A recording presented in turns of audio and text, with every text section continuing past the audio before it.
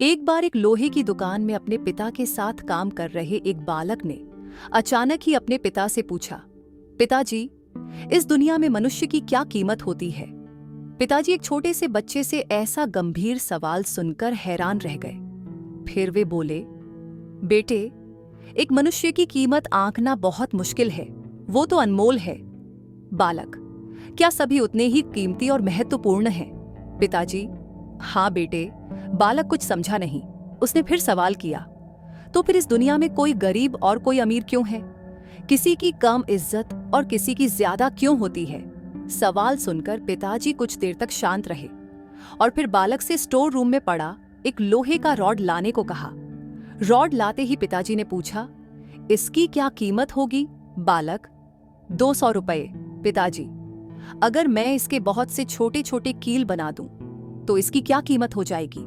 बालक कुछ देर सोचकर बोला, तब तो ये और महंगा बिकेगा, लगभग 1000 रुपये का।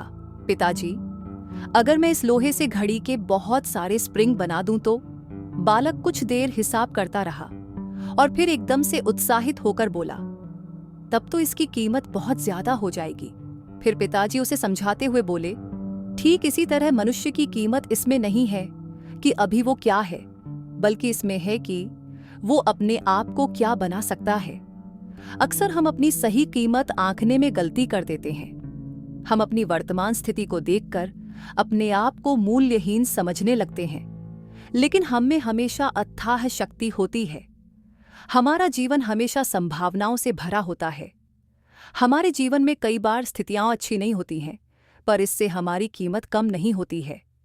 मनुष्य के रूप में हमारा जन्म इस दुनिया में हुआ है।